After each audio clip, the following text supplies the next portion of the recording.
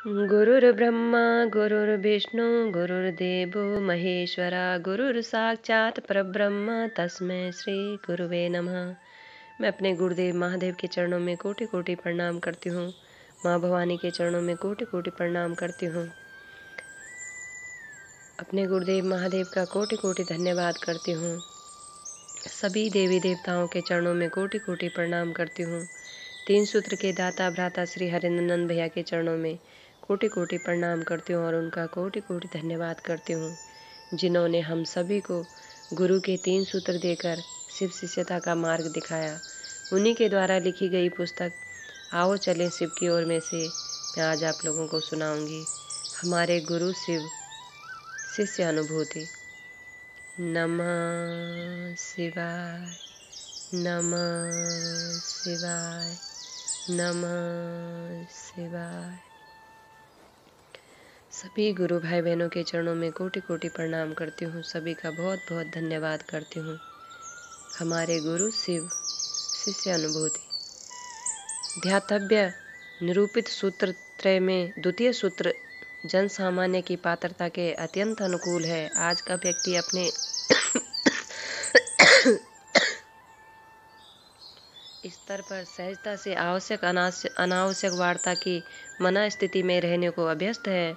दूसरों के साथ शिव गुरु की चर्चा वार्तालाप की विधि से शिष्य भाव के जागरण की अद्भुत विधा है। विश्व के वितान पर अध्यात्म के प्रादुर्भाव एवं मानव सृष्टि के अभ्युदय हेतु जगत गुरु महेश्वर शिव की जन जन के लिए गुरु स्वरूप में उपलब्धता ही एकमात्र अपरिहार्य विकल्प है।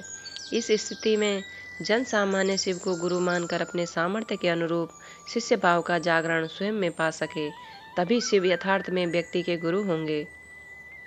अस्तु शिव गुरु चर्चा की विधा का विधान है। महेश्वर शिव यथार्थ में जन जन का गुरु होना ही जगत गुरु एवं महागुरु पद की सार्थकता सिद्ध करता है। मैंने अनुभूत किया है कि दूसरों के साथ शिव गुरु की चर्चा शिव गुरु द्वारा आदेशित कर्म है एवं यही विधा जन सामान्य के लिए ग्राह्य भी है। स्मरणीय है कि शिव के शिष्य शास्त्रार्थ नहीं करते हैं। शिव गुरु की चर्चा से संजात एवं प्रगाढ़ शिष्य भाव स्वयं एवं समूह को अल्पावित कर दे, बस इसी प्रयोजन से वे शिव गुरु की चर्चा करते हैं। शिव गुरु की चर्चा केवल वार्तालाप नहीं है, यह एक परिणामपरक अंतहीन और अविरल आत्मानुभूति है। शिव शिष्य सुविधानुसार हाथ की कलाई में 12 दानों के रुद्राक्ष का कंगन पहनते हैं। 12 की संख्या 12 सूर्य, 12 ज्योतिर्लिंग तथा 12 राशियों की मान्यता के अनुरूप है। कलाई में कंकण दूसरों के लिए कौतूहल पैदा करता है और जिज्ञासा करने पर शिव शिष्यों को शिव के स्वयं गुरु होने की सूचना देने का सुअवसर प्राप्त हो जाता है। अस्तु शिव गुरु की चर्चा चल पड़ती है। जागतिक व्यस्तता और आकर्षण में तल्लीन मन गुरु भाव से जुड़ने के लिए बाध्य होता है। प्रतिदिन बारंबार की गुरु चर्चा शिष्य भावोत्पत्ति की अनोखी प्रक्रिया है। रुद्राक्ष के दाने मानसिक एवं आध्यात्मिक सूक्ष्म तरंगों के वाहक माने जाते हैं। कलाई में धारित रुद्राक्ष का कंकण शिव गुरु की चर्चा में सहायक है, किंतु शिव शिष्यता की पहचान तथा उसका प्रतीक नहीं है। इसे अनिवार्य नहीं माना जा सकता है। शिव के शिष्य किसी व्यक्ति द्वारा शिव को अपना गुरु मानने पर उसकी इच्छा से उसके शिष्य होने की सूचना अंतरिक्ष को देते हैं। शिव शिष्य होने की मनोदशा का यह संवाद जागा जागा महादेव के उद्घोष से अंतरिक्ष को प्रेषित किया जाता है।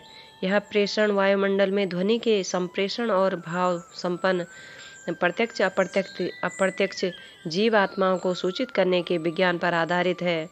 जागा जागा महादेव का यह अर्थ नहीं है कि उस दया निधान ब्रह्म चैतन्य आत्मा की सुषुप्त अवस्था है, अपितु महागुरु महादेव की जागृत एवं सजग स्थिति की कसौटी उनके शिष्यों में प्रकटित शिव भाव का बोधगम्य ज्ञान ही हो सकता है। स्पष्टतः शिव शिष्यता की अंतरिक्ष में घोषणा से व्यक्ति शिव का शिष्य नहीं हो सकता है। यह एक सहायक क्रिया के रूप में प्रचलित है। शिव शिष्यों की मान्यता है कि परंपरागत शिव की पूजा एवं यज्ञादि कर्मों से भिन्न है।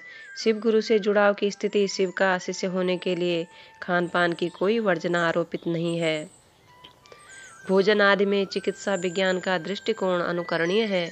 यम नियम की बाध्यता भी पूर्वोरोपित नहीं है। शिव के शिष्य उल्लेखित केवल 3 सूत्रों को ही साधन मानते हैं। गुरु से ज्ञान प्राप्ति के पश्चात ही किसी पूजा की सफलता संभावित है। फलस्वरूप प्रथमतः शिष्यत्व ही किसी पारलौकिक प्रयास का प्रथम सोपान है। साधना, आराधना, उपासना आदि का परिणाम गुरु दया पर आश्रित होता है। शिव शिष्यों का यही लौकिक उद्देश्य प्रत्येक मनुष्य को शिव गुरु की यथार्थ सत्ता से अवगत कराना है। सभी धर्म, संप्रदाय, जाति, लिंग, वर्ण एवं वर्ग के लोग महेश्वर शिव को अपना शिष्य भाव अर्पित करने की दिशा में अग्रसर हों। यही मनसा वाचा कर्मणा शिव शिष्यों का एकमात्र लोकाचरण है। शिव के गुरु स्वरूप की जन जन में स्थिति से विश्व वाटिका में अध्यात्म अवतरित होकर सहृदयता, समानता और शांति के सुमन खिला देगा और प्रेम के पराग से मानवता सुगंधित हो जाएगी। नमः शिवाय, नमः शिवाय, नमः शिवाय।